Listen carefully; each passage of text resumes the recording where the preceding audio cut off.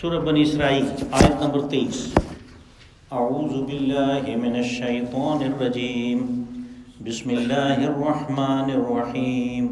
وقضى ربك ألا تعبدوا إلا إياه وبالوالدين إحسانا إما يبلغن عندك الكبر أحدهما أو كلاهما فلا تقل لهما أف ولا تنهرهما وقل لهما قولا كريما واخفض لهما جناح الذل من الرحمة وقل رب ارحمهما كما ربياني صغيرا ربكم أعلم بما في نفوسكم إن تكونوا صالحين فإنه كان للأوابين غفورا وآت ذا القربى حقه والمسكين وابن السبيل ولا تبذر تبذيرا إن المبذرين كانوا إخوان الشياطين وكان الشيطان لربه كفورا وإما تعرضن عنهم ابتغاء رحمة من ربك ترجوها فقل لهم قولا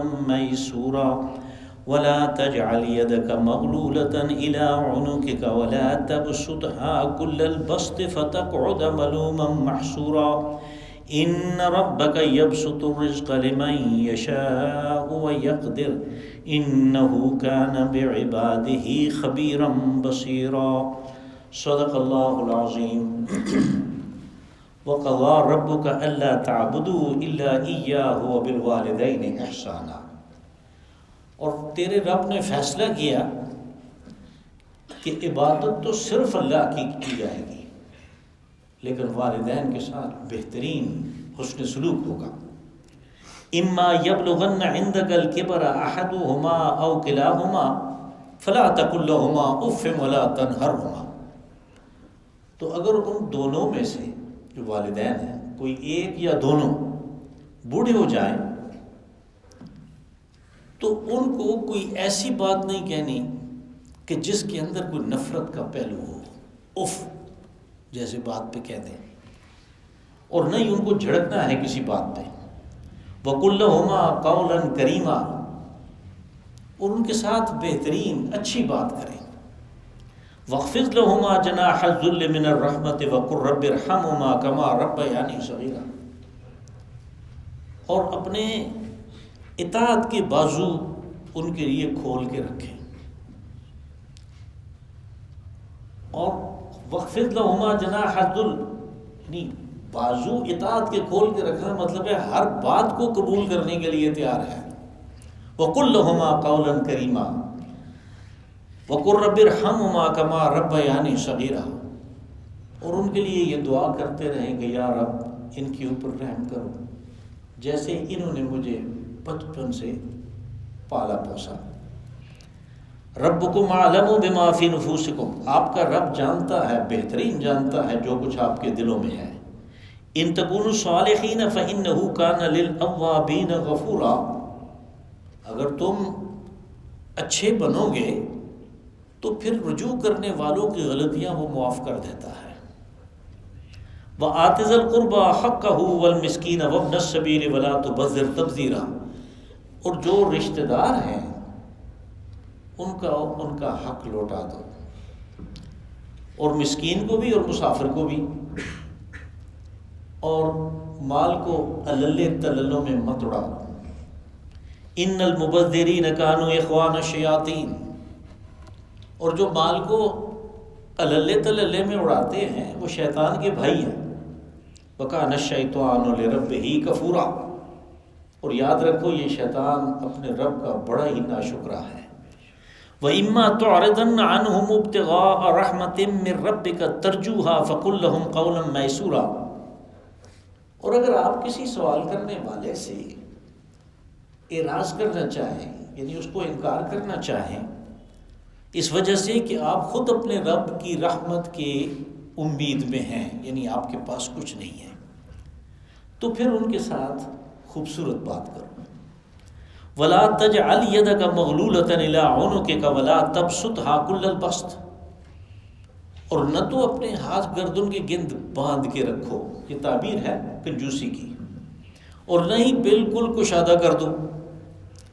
فَتَقْعُدَ مَلُومًا مَحْسُورًا، ان دونوں صورتوں میں یعنی آپ نے اعتدال سے تجاوز کیا، کنجوسی زیادہ کی، یا اس کو تبذیر میں اڑا دیا، تو ان دونوں صورتوں میں تم ملامت زدہ بھی ہوگے اور درماندہ بھی ہوگے۔ ان ربک یبسط الرزق لمن یشاء ویقدر، بے شک آپ کا رب جس کے لیے چاہتا ہے وہ رزق کو کشادہ کرتا ہے، اور جس کے لیے چاہتا ہے وہ اس کو ذرا محدود کر دیتا ہے۔ انہ کان بعبادہ خبیرا بصیرا، بے شک اپنے بندوں کے بارے میں وہی صحیح طرح خبر رکھتا ہے اور صحیح دیکھتا ہے۔ میں نے گزارش کی تھی کل کے درس کے آخر میں کہ یہ سورت پچھلی سورت کی توام ہے، اس کا جوڑا ہے، اور اس میں وہ مشہور آیت آئی تھی کہ جس میں اجمال کے ساتھ بیان ہوا ان اللہ یأمر بالعدل والاحسان وایتاء ذی القربى وینہی عن الفحشاء والمنکر والبغی، کہ تین چیزوں کا اللہ نے حکم دیا، عدل کا، احسان کا، اور اپنے قرابت دار، اپنے رشتہ داروں کو عطا کرنے کا، اور تین چیزوں سے اس نے روکا، فحشاء سے، منکر سے اور سرکشی سے۔ اب اس میں یہ اجمال آیا، اور میں نے گزارش کی کہ تمام نیکیاں جو ہیں وہ ان پہلے تین اوامر سے پھوٹتی ہیں، اور تمام برائیاں اگلے تین جو ہیں جن سے روکا گیا ان سے نہ رکنے سے تمام قسم کے کبائر جو ہیں وہ ان کی کوکھ سے جنم لیتے ہیں۔ یہاں پہ جیسے کہ یہ سورت اس کا جوڑا ہے، پوری تفسیر آ گئی۔ کل کے درس میں پہلی چیز یعنی شرک کے بارے میں آخر میں بات آ گئی تھی کہ شرک سے اللہ نے منع کیا ہے، یعنی یہ کہ کسی آدمی کو معبودیت سے اٹھا کے کسی دوسرے کو، کسی مخلوق کو ان حقوق میں شامل کر دیا جائے جو کہ صرف اللہ کے ہیں۔ اسی چیز کا دوسرا پہلو آج کے درس کی پہلی آیت ہے۔ کہا یہ تو آپ کے رب کا فیصلہ ہے، یعنی یہ آدمی کے اختیار میں تو ہے نہیں ہے کہ وہ معبود کس کو بنائے۔ اب یہ اس لیے کہنا پڑا رب کا فیصلہ ہے کہ لوگوں نے اپنی مرضی سے معبود بنا لیے۔ سورج کو پرانے زمانہ میں سورج دیوتا، چاند کو اور مختلف ستاروں کو، یہاں تک کہ درختوں کو اور اپنے ہاتھ کے گھڑے ہوئے بتوں کو، اب یہ سارا کچھ انسان کرتا رہا تو اس نے کیا کیا؟ اپنے اوپر ظلم کیا۔ اللہ نے اس کو اشرف المخلوقات بنایا، تمام مخلوقات میں سب سے چوٹی کی مخلوق۔ اس نے کیا کیا کہ اپنے ہاتھ کے گھڑے ہوئے بتوں کو اور اللہ کی دوسری مخلوقات کو سجدے کرنے شروع کر دیے، ان کے نام پہ ڈنڈوت شروع کر دیے، ان سے مانگنا شروع کر دیا۔ تو یہ اپنے اوپر ظلم ہوا کہ اپنے آپ کو گرایا اس نے، اور اللہ کے اوپر ظلم ہوا کہ اس کے حقوق میں اس نے غصب کیا، تجاوز کیا۔ تو اسی کا یہ پہلو بیان ہوا کہ یہ کس لیے کہ لوگوں کو آزادی نہیں ہے کہ وہ اپنے لیے معبود خود منتخب کریں، بلکہ فیصلہ اللہ کا ہے۔ وَقَضَىٰ رَبُّكَ أَلَّا تَعْبُدُوا إِلَّا إِيَّاهُ، کہ تیرے رب نے فیصلہ کیا کہ عبادت سوائے اللہ کے اور کسی کی نہیں ہوگی۔ یعنی بیان اس طرح کیا کہ عبادت نہیں ہوگی کسی کی سوائے اللہ کے، یعنی پہلے نہ ہے، پہلے نفی ہے، بعد میں اثبات ہے۔ جیسے ہم کلمہ پڑھتے ہیں لا الہ الا اللہ، کوئی معبود نہیں ہے، صرف ایک اللہ ہے۔ اب عبادت کیا چیز ہے یہ بار بار مجھے اس لیے کہنا پڑتا ہے کہ یہ کانسیپٹ جو ہے اس کے بارے میں جو ہمارا تصور ہے وہ درست نہیں ہے۔ ہم کتنا ہی کہتے رہے، ہم یہ سمجھتے ہیں کہ عبادت، نماز، روزہ، زکوٰۃ، حج، کسی کے ساتھ اچھی بات کر دینا یہ ہے، لیکن زندگی کے، انسانی زندگی کے جو کہ ایک سوشل اینیمل ہے، اس کے اور بھی پہلو ہیں۔ اب اگر آدمی اللہ کی عبادت کرتا ہے، یعنی نماز پڑھتا ہے، لیکن سودی کاروبار کرتا ہے، تو اگر تو اللہ نے کوئی ہدایت نہیں دی اس بارے میں تو پھر تو اس کو اختیار ہوتا، لیکن چونکہ ہدایات موجود ہیں اس لیے معیشت کے باب میں اس نے وہ کام کر کے جس سے اللہ نے منع کیا ہے دوسروں کو عبادت میں شریک کر لیا، ان کی اطاعت کر لی۔ جبھی میں گزارش کیا کہ سورہ یاسین میں یہ بات آئی کہ شیطان کی عبادت مت کرو، اللہ تعبد الشیطان۔ اب شیطان کی عبادت، شیطان کے لیے کوئی نماز نہیں پڑھتا، اس کے لیے کوئی روزہ نہیں رکھتا، تو وہ کون سی عبادت ہے؟ یعنی اللہ سے کے حکم کو توڑ کے شیطان کے حکم کو ماننا، یہ اس کی عبادت ہے، اس کو یہ عبادت اس کو کہتے ہیں۔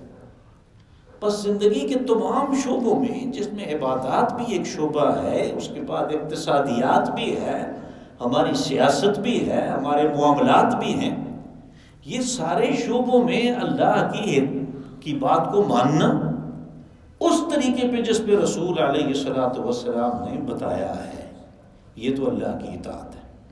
اب اگر کوئی آدمی اس شعبے میں رسول علیہ الصلوۃ والسلام کے بتائے ہوئے طریقے کے مطابق اللہ کی بات کو مانتا ہے تو وہ اس کی عبادت ہے، وہ اس کی نیکی ہے۔ وہ بیٹھا دکان کر رہا ہے تو دکان کے اوپر وہ کہتا ہے میں کام نہیں تولوں گا اس لیے کہ میرے اللہ نے روکا ہے، وہ عبادت کر رہا ہے، یہ اللہ کی عبادت ہے۔ اسی طرح اپنے معاملات میں وہ لوگوں کے ساتھ اس قسم کی تعلقات رکھتا ہے جیسے اللہ نے حکم دیا، رسول علیہ الصلوۃ والسلام نے سکھایا، یہ عبادت کر رہا ہے۔ بس کہا کہ اس کی عبادت کسی کی نہیں کرنی اللہ کے علاوہ، یعنی اطاعت کسی کی نہیں کرنی اللہ کے علاوہ۔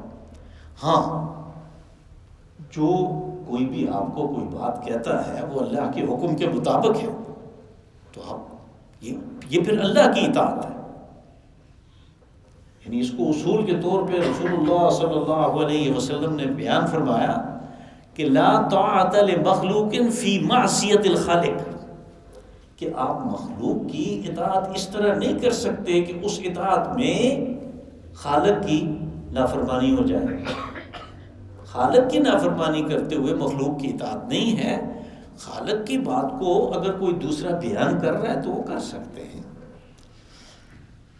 اس کے بعد چونکہ سب سے بڑا حق انسان کے اوپر والدین ہے، کہ بالکل کسی دفاع کے قابل نہیں تھا، یہ اپنی خوراک کا کوئی بندوبست نہیں کر سکتا تھا، کچھ بھی نہیں ہے، خون گوشت کا ایک لوتھڑا تھا۔ یعنی آپ دیکھیں کہ اس کو اللہ نے کتنا کمزور پیدا کیا کہ مرغی کا بچہ جو ہے وہ پیدا ہوتے ساتھ ہی، وہ چوزا جو ہے نا پیدا ہوتے ساتھ ہی وہ اپنا خوراک کا بندوبست شروع کر دیتا ہے، اور اللہ نے اس کے پیٹ میں وہ چیز رکھی ہے کہ اس کو آپ آج کل کے جیسے یہ دور آنا تھا تو وہ جب ہیچری سے نکالتے ہیں، پہلے تو اس چوزے کے نکلنے کے بعد ہیچری کے اندر اس کے 8-10 گھنٹے گزر جاتے ہیں، پھر وہ اس کو 3-3, 4-4, 100 کلومیٹر دور لے کے جاتے ہیں، فارم میں جس نے آرڈر کیا وہ ہوتا ہے، وہ تو عام طور پہ اس کو 24 گھنٹے 30 گھنٹے اتنے گزر جاتے ہیں۔ تو اس کے پیٹ میں اللہ نے وہ جو زردی ہے وہ اس کے پیٹ کے اندر خوراک ہے اتنے دنوں اتنے وقت کے لیے۔ چوزا جو ہے خود وہ اس کی سفیدی سے بنتا ہے، تو پھر اس کے بعد وہ خود کھانا شروع کر دیتا ہے، اس کو یعنی کسی دودھ کی ضرورت نہیں ہے، اس کو کسی کی کوئی محتاجی نہیں۔ انسان محتاج ہے، وہ محتاج ہے، والدین کا محتاج ہے، ان کے دل میں محبت ڈال کے، وہ محبت مادری اور شفقت پدری ڈال کے اور اس کو اس قابل بنایا کہ وہ بڑا ہوا، وہ جوان ہوا، وہ تندرست ہوا۔ سب سے بڑا حق ان کا ہے۔ اللہ نے اس کے پیدا کرنے کا حکم دیا اور انہوں نے اس حکم کو بجا لایا اور پھر اس کو بڑا کیا، سب سے بڑا حق ان کا ہے۔ لیکن کہا کہ ان کا حق ان کو یعنی عبادت کا درجہ، اطاعت کا درجہ نہیں دیتا معصیت الخالق میں، بلکہ ان کے ساتھ حسن سلوک ہے۔ اور اس کو اس طرح بیان کیا ہے احسانہ کہ یہ فعل محذوف سے مفعول مطلق ہے، یعنی اس کا اگر یہ اصطلاحات آپ کے لیے مشکل ہیں تو آپ یہ سمجھ لیں کہ اس کا اصل معنی یہ ہے کہ بہترین سے بہترین سلوک ان کے ساتھ کرنا ہے، اچھے سے اچھا۔ اب آگے اس کی تھوڑی سی تفصیل آ رہی ہے، اما یبلغن عندک الکبر احدہما او کلاہما فلا تقل لہما اف ولا تنہرہما وقل لہما قولا کریما، کہ اگر ان میں سے کوئی ایک بڑا ہو جائے، بوڑھا ہو جائے، یا دونوں بڑے ہو جائیں، تو پھر ان کو کوئی ایسی بات نہیں کہنی کہ جو ناگوار گزرے۔ بات یہ ہے کہ جب آدمی بوڑھا ہو جاتا ہے تو پھر جیسے اس کے باقی قوا جو ہے وہ کام چھوڑ دیتے ہیں، اس کے کان مثال کے طور پہ اس کو صحیح آواز نہیں آتی تو وہ اپنے اندازے سے کچھ سمجھ لیتا ہے۔ اب اگر اس کے یعنی اس کے اوپر ناگواری کا اظہار کرنا کہ میں کہہ رہا ہوں کہ فلاں آدمی مر گیا ہے اور یہ کہتے ہیں کہ اچھا ہے اس کی شادی کرنی چاہیے، اب اس بات کے اوپر ناگواری کا اظہار کرنا جو ہے اس سے منع کیا گیا۔ اسی طرح اگر ان کو ٹھیک سے نظر نہیں آتا، ان کی یادداشت ختم ہو گئی، جو کہ آج کل بہت عام مسئلہ ہے، بہت عام مسئلہ ہے، یعنی 70 سال 60 سال کے اوپر آدمی کی یادداشت کم ہونی شروع ہو جاتی ہے، جیسے میرے ساتھ بھی ہے، نام ہی بھول جاتا ہے، گھر کے افراد کے نام ہی بھول جاتے ہیں۔ تو یہ جو ڈائمینشیا ہے اس کی وجہ سے بھی لوگ جو ہے وہ اس کو یعنی اس کے ساتھ مذاق شروع کر دیتے ہیں۔ تو یہ بوڑھا اس لیے کہا کہ اما یبلغن احدہما او کلاہما، یعنی وہ بڑا ہو جائے تو اس کے ساتھ وہ مختلف کمزوریاں ہو جائیں گی، تو تم کوئی ایسی بات نہیں کرنا کہ جس میں ناگواری ہو۔ ولا تنہرہما، یہ کہتے ہیں جھڑکنے کو، یعنی چھوڑیں جی آپ کو نہیں پتا، یہ بات جو ہے یہ ان کے ساتھ نہیں کرنی، اور جو بھی بات کرو خوبصورت بات، اچھی بات، جس سے ان کے خوش ہونے کا ہو، اور یہ تو ہے ہی نہیں ہے کہ کسی کو پتہ نہیں ہے کہ یہ کس بات سے خوش ہوں گے۔ رسول اللہ صلی اللہ علیہ وسلم نے فرمایا، اس باب میں یوں تو سینکڑوں احادیث ہیں اور اسی طرح قرآن پاک کی آیات بھی ہیں، لیکن کم از کم ایک حدیث جو ہے وہ آپ کے سامنے اس کا مفہوم بیان کرتا ہوں۔ آپ نے فرمایا کہ بدبخت ہے وہ شخص کہ جس کی زندگی میں اس کے والدین بوڑھے ہوئے اور وہ اپنے لیے جنت کا بندوبست نہیں کر سکا۔ وَخْفِضْ لَهُمَا جَنَاحَ الذُّلِّ مِنَ الرَّحْمَةِ، کہا ان کے لیے تو اطاعت کے بازو، ذل کہتے ہیں اطاعت کو، اطاعت کے بازو کھول کے رکھو، یعنی بات سننے کے لیے بالکل آمادہ ہے۔ اور یہ اس لیے کہ اگر انہوں نے کوئی غلط سلط بات بھی کی ہے تو آپ کم از کم ان کے سامنے یہی کریں کہ میں ابھی پورا کرتا ہوں، اور پھر اگر وہ بات غلط تھی تو آپ کسی نہ کسی طریقے سے ٹال دیں گے، لیکن ان کو پتہ نہیں چلے تو ساتھ میں دعا بھی کریں گے، یا اللہ ان کے اوپر رحم کر، جیسے انہوں نے رحم کیا وہ مجھے بڑا کیا، کما ربیانی صغیرہ، یعنی میری پرورش کی، ربوبیت اصل میں تو پرورش کو کہتے ہیں نا، ربیانی صغیرہ، جب میں چھوٹا تھا تو انہوں نے کیسے کتنی تکلیفیں خود اٹھائیں اور مجھے بڑا کیا۔ ربکم اعلم بما فی نفوسکم، اب یہ ہدایات ایسی ہیں کہ ان کی جو مانیٹرنگ ہے وہ اللہ کے علاوہ کوئی نہیں کر سکتا، اس لیے ساتھ میں خبردار کر دیا کہ یہ ہدایات تو دی ہیں لیکن ہم دیکھ بھی رہے ہیں کہ یہ کر کیا رہا ہے اور اس کے دل میں کیا ہے، یعنی دل میں بھی وہ شفقت بری اطاعت ہونی چاہیے، محبت بری اطاعت ہونی چاہیے۔ بعض اوقات اس لیے بھی اطاعت کرنی پڑتی ہے کہ اس کے نام پہ جائیداد ہے، اور وہ اگرچہ غیر شرعی بات ہے لیکن ادھر ادھر کیا تو ایسے نہ ہو کہ اشتہار آ جائے کہ اس کو آپ کیا، یہ ہے غیر شرعی بات، اور قانون میں بھی اس کی کوئی اطلاق نہیں ہے، لیکن آپ آئے دن پڑھتے رہتے ہیں تو کبھی اس قسم کی بھی اطاعت ہوتی ہے۔ اس لیے کہا ربکم اعلم بما فی نفوسکم، کہ تمہارے اندر کیا بات ہے، تمہارے دلوں میں کیا بات ہے، تمہارا رب زبردست طریقے پہ جانتا، عالم یعنی سب سے اچھا جاننے والا۔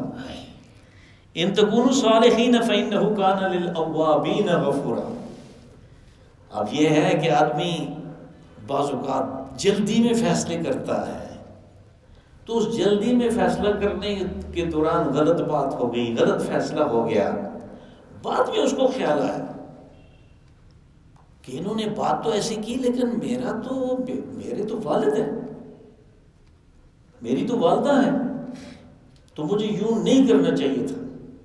تو اس نے اپنے اس فعل سے، اس قول سے رجوع کیا، اوابین رجوع کرنے والے، تو کہا پھر اللہ ایسے لوگوں کے لیے ان کے گناہوں کو بخشتا ہے، اوابین غفورا، جو رجوع کرتے ہیں تو اللہ ان کے رجوع کو قبول کرتا ہے اور ان کے گناہوں کو بخش دیتا ہے۔ وَآتِ ذَا الْقُرْبَى حَقَّهُ وَالْمِسْكِينَ وَابْنَ السَّبِيلِ وَلَا تُبَذِّرْ تَبْذِيرًا۔ اب وہاں پہ تیسری چیز آئی تھی وَإِيتَاءِ ذِي الْقُرْبَى۔ اب اللہ کے بعد، والدین کے بعد، یعنی پہلی چیز عدل تھی کہ جو اللہ کی اطاعت نہیں کرتا، جو شرک کرتا ہے وہ ظلم کرتا ہے، عدل ہے، شرک میں ناانصافی اور ظلم ہے۔ دوسری چیز یامر بالعدل والاحسان، احسان کی بات تھی کہ والدین کے ساتھ احسان کے ساتھ پیش آؤ۔ تیسرا تھا وَإِيتَاءِ ذِي الْقُرْبَى، یہاں پہ قرابت دار کو پہلے رکھا، اور قرابت دار کا بار بار تذکرہ اس لیے ہوتا ہے کہ اس دنیا میں آدمی کا اصل مقابلہ اپنے رشتہ داروں سے ہے۔ یعنی اس کو کیا لگے اگر کوئی دوسرے خاندان والے، کسی دوسرے گاؤں والے، کسی دوسرے شہر والے آگے نکل گئے، نکلتے رہے۔ اپنے جو رشتہ دار ہیں، جو چزاد ہیں، جو ماموزاد ہیں، جو خالزاد ہیں، جو اپنے ہیں، ان کے درمیان یہ برتر ہو کے رہنا چاہتا ہے۔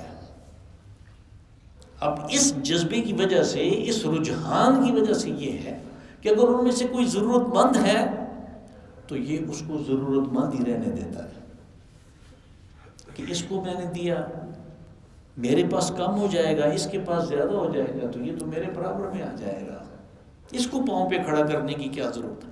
اس لیے بار بار ایتاء ذی القربیٰ کی بات ہوتی ہے کہ یہ قرابت دار ہیں، رشتہ دار ہیں، یہ تمہارے وارث نہیں ہیں، تمہارے وارث تمہاری اپنی اولاد ہے، یہ تمہارے وارث نہیں ہیں، اس لیے ان کو کچھ دو اپنی زندگی میں، ان میں سے جو ضرورت مند ہیں، تو کہا کہ ان کو دو۔ اور دوسرا مسکین، اب آپ دیکھیں اس کی اہمیت مسکین کی، یعنی اس کو دینے کی اہمیت۔ مسکین وہ ہے جو ضرورت مند ہو، جو حاجت مند ہو۔ ہمارے فقہاء نے اس کی تعریفیں کی ہوئی ہیں کہ جس کے گھر میں کھانے کے لیے پورا انتظام نہیں ہے، بس وہ مسکین ہے۔ تو اس کو یعنی ایتاء ذی القربیٰ کے ساتھ رکھا۔ دوسرا نمبر اس کا ہے وابن السبیل، وہ جو مسافر ہے، وہ مجرد اپنے مسافر ہونے کی وجہ سے آپ کی مدد کا حقدار ہے، بے شک اپنی جگہ پہ وہ ٹھیک ٹھاک پیسوں والا، وہ مالدار ہو۔ مجرد مسافر ہونے کی وجہ سے کہ سفر بعض اوقات آدمی کو مشکلات میں ڈال دیتا ہے، پہلے زمانوں میں زیادہ تھی، اب بھی کبھی کبھی ایسے ہوتا ہے کہ آدمی بڑے آرام سے، بڑی ٹھاٹ پاٹ سے جا رہا ہوتا ہے کہ کوئی مسئلہ نہیں، میرے پاس ڈیبٹ کارڈ بھی ہے، کریڈٹ کارڈ بھی ہے، بیلنس بھی ہے، تو وہ سارا کچھ ایک ہی پرس میں چلا جاتا ہے۔ یعنی میں نے خود دیکھا مدینہ منورہ میں ہمارے ڈیرہ اسماعیل خان کے قاضی عبداللطیف، وہ ایسے کھڑے تھے، میں نے کہا اس آدمی کو کہیں دیکھا ہوا ہے، تو وہ فوٹو وغیرہ دیکھا ہوتا ہے، سینیٹر تھے اس وقت۔ تو جب دعا سلام کی ان کے پاس گیا میں تو پتہ چلا کہ، اور بڑی مشکل سے انہوں نے بتایا، وہ بھی اتنا کہا کہ مجھے پاکستان ہاؤس پہنچا دیں، میرا یہاں سے جو انہوں نے لٹکایا ہوا تھا بیگ وہ کسی نے کاٹ لیا اور اس میں سے سب کچھ نکل گیا۔ تو کبھی ایسے بھی ہوتا ہے کہ آدمی اس طرح محتاج ہو جاتا ہے۔ تو ان کو کہا کہ ان کو دینا ہے وابن السبیل کو، ولا تبذر تبذیرا۔ اس کے ساتھ جو پہلے بات ہے وآت ذی القربیٰ حقہ، یہ لفظ حق جو ہے اس کے اوپر بھی ذرا غور کرنے کی ضرورت ہے۔ اس لیے کہ یہ نہیں کہا کہ تم اس کے اوپر احسان کر رہے اس کو دے رہے ہو. اللہ نے کہا یہ تمہارا پاس تمہارے اکاؤنٹ میں تمہاری جیب میں یہ اس کا حق ہے. معلوم ہوا کہ جو اس کو نہیں دیتا وہ غصب کر رہا ہے، اس کے حق کو غصب کر رہا ہے. یہ اس کے اوپر احسان نہیں ہے، بلکہ دے کے اس بات پہ خوش ہونا چاہیے کہ اس کی بڑی مہربانی ہے کہ اس کا حق تھا میرے پاس. اگر یہ مجھے نہیں پتہ چلتا تو میں پھر کس طرح حساب دیتا اس چیز کا کہ اس کا حق کھا گیا. یہاں یہ لفظ دیکھنے کے قابل حق کا ہو، اس کا حق ہے. ولا تبذر تبذیرا کہا کہ الل تلل میں، اس کا معنی میں نے الل تلل اس لیے کیا کہ قرآن پاک میں یہ دو اصطلاحات استعمال ہوئی ہیں. ایک ہے تبذیر اور ایک ہے اسراف. اسراف کے ساتھ آیا کلوا واشربوا ولا تسرفوا، کھاؤ پیو اسراف مت کرو. یہاں کہا کہ الل تللوں میں تبذیر مت کرو. ان دونوں میں یہ فرق ہے کہ اسراف وہ ہے کہ ایک چیز کے اوپر ضرورت ہے خرچ کرنے کی، لیکن جس قدر ضرورت ہے آپ اس سے کہیں زیادہ خرچ کر دیتے ہیں، یہ اسراف ہے. تبذیر یہ ہے کہ قطعاً اس بات کی ضرورت ہی نہیں تھی، اس چیز کے اوپر خرچ کرنے کی ضرورت تھی ہی نہیں، آپ نے خواہ اس کو بنا لیا، عزت کا مسئلہ بنا لیا، اپنے ناک کا مسئلہ بنا لیا اور پیسوں کو الل تللوں میں اڑا دیا. اس کا نتیجہ کیا نکلے گا؟ اس کا نتیجہ یہ نکلے گا کہ جس کا حق ہے اس کو تو نہیں دیا، الل تللوں میں اس کو اڑا دیا. یہ دونوں میں فرق ہے. اب اس کی مثال مجھے دینے کی کوئی خاص ضرورت تو نہیں ہے. مثال کے طور پہ ایک آدمی بیٹے کی شادی کرواتا ہے، بھائی ولیمہ تو ایک شرعی چیز ہے، لیکن آپ دیکھیں کہ اس ولیمے کے علاوہ اور کیا کچھ ہوتا ہے. شاید ولیمہ آج کل میرے خیال میں شادی کا خرچے کا تیسرا حصہ ہوتا ہوگا. باقی جو ہیں وہ اسراف میں آتے ہیں، لیکن اس کے ساتھ ایک اور چیز بھی ہے کہ آپ کے دوست کی شادی تھی، خاص طور پہ جوانوں کی بات کرتا ہوں کہ شادی اس کے دوست کی ہے. وہ جناب ادھر 1000 روپے کے گولے لیتا ہے، جا کے ادھر ڈیں جتنے اڑوس پڑوس میں ہیں وہ سارے ڈسٹرب ہیں، بیمار خراب ہو گئے ہیں. یہ جو ہے اپنی دوست کی شادی کی خوشی کا اظہار کر رہا. وہ جب ختم ہوتا ہے ڈیں ڈز تو ادھر سے ایک اور دوست آ جاتا ہے، اس کو پتہ چلتا ہے کہ اس نے 1000 روپے کے لیے وہ 2000 کے گولے لے کے آ جاتا ہے. اور اس طرح یوں ساری رات اس طرح اس کام میں لگے رہتے ہیں. یہ جو کر رہے ہیں یہ تبذیر ہے. یہ ان کے بارے میں کہا کہ ان المبذرین کانوا اخوان الشیاطین، یہ شیطان کے بھائی ہیں، اس لیے کہ انہوں نے حرکت ہی ایسی کی کہ جو شیطان پسند کرتا ہے کہ بیماروں کو آرام نہیں کرنے دو، رات کو جنہوں نے سونا ہے ان کو سونے نہیں دینا تاکہ وہ بھی سحری کو نہ اٹھ سکیں. اللہ حاضر کیا سارے وہ کام، یہ تبذیر ہے. یہ شیطان کا بھائی ہونا ہے، یہ اس کی مدد ہے شیطان کی. وَكَانَ الشَّيْطَانُ لِرَبِّهِ كَفُورًا، اور یاد رکھو کہ شیطان اپنے رب کا بڑا ناشکرا ہے. وَإِمَّا تُعْرِضَنَّ عَنْهُمُ ابْتِغَاءَ رَحْمَةٍ مِّن رَّبِّكَ تَرْجُوهَا فَقُل لَّهُمْ قَوْلًا مَّيْسُورًا. کبھی ایسے بھی ہوتا ہے کہ ایک آدمی کے پاس کچھ نہیں ہے، لیکن دوسرے کسی کا جو خود ضرورت مند ہے اس کا یہ خیال ہے کہ اس کے پاس ہے، میں جاؤں تو شاید یہ کچھ دے دے گا. جب ان کا آمنا سامنا ہو جاتا ہے تو یہ نہیں کہ اپنے نہ ہونے کو بہانہ بنا کے یہ اس کے ساتھ جیسی چاہے بات کریں کہ ہمارے اپنے پاس کچھ نہیں ہے، اور یہ آ جاتے ہیں مانگنے کے لیے. نہیں، کہا کہ اگر تم واقعی تمہارے پاس کچھ نہیں ہے اور تمہیں اللہ کی رحمت کی امید ہے کہ میرے اوپر وہ رحم کرے گا تو ضرور میرے حالات پھر جائیں گے، اچھے ہو جائیں گے، تو اس کے ساتھ تم اچھی بات کرو، ایسی بات کرو کہ جو اس کو ناگوار ہو، یعنی وہ اس کو سن کے خفا نہ ہو.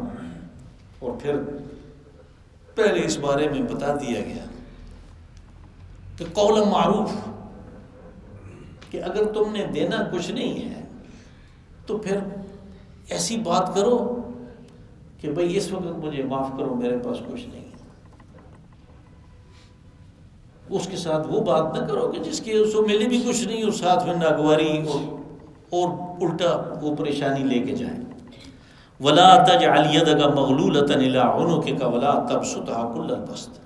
اب یہ جو چیزیں ہیں کہ تبذیر نہ ہو، اسراف نہ ہو، کسی کے ساتھ بری بات نہ ہو، یہ کس طرح پیدا ہوں گی؟ یہ اس کے لیے ایک نقطہ بتا دیا کہ تم حد سے زیادہ کنجوسی مت کرو اور حد سے زیادہ ہاتھوں کو کھول کے مت رکھو، یعنی اپنے آپ کو اعتدال پہ رکھو۔ اور یہ تو اعتدال ہے، یہ جو درمیانی چیز ہے، درمیان کا راستہ ہے، یہ اصل میں اسلام ہے۔ اور ہمارے یہ جو مسلمانوں کی امت ہے، یہ قوم ہے، اس کو تو اللہ نے کہا اوسط امت، تو یہ ہے اعتدال کے اوپر۔ فتقعد ملوما محسورا، کہا اگر اعتدال سے ہٹو گے، کنجوسی زیادہ کرو گے یا حد سے زیادہ، ضرورت سے زیادہ خرچ کرو گے، تو پھر تم ملامت زدہ بھی ہوگے، ہر ایک کہے گا کہ اس نے خود یہ کیا تھا، پھر کسی کو ہمدردی نہیں ہوگی، اور پھر میسورا یعنی اس کی ملامت زدہ بھی ہوگا اور تم درماندہ بھی ہو جاؤ گے کہ اب میں کیا کروں۔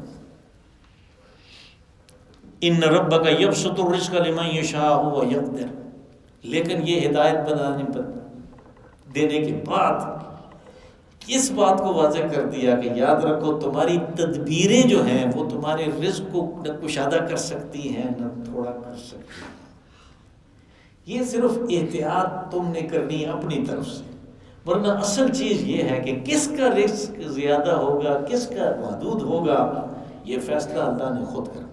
ان ربک یبسط الرزق لمن یشاء ویقدر، وہ کس لیے کہ انہ بعبادہ خبیر بصیر، اپنے بندوں کے بارے میں اس کو سب سے زیادہ پتہ ہے، ہر چیز کی خبر اس کے پاس ہے، اور وہ دیکھ بھی رہا ہے کہ اس کو زیادہ دینا کوئی اچھی بات ہے، اس کے لیے اس کا مستقبل اس سے بنے گا، یہ الٹا خراب ہوگا، یہ اللہ کو پتہ ہے، اور وہ بندوں کے حق میں بہتر فیصلہ کرتا ہے۔ اللہم صلی وسلم وبارک وانعم علی عبدک ورسولک ونبیک محمد صاحب المقام المحمود والحوض المورود وعلی آلہ واصحابہ الکرام، انک حمید مجید۔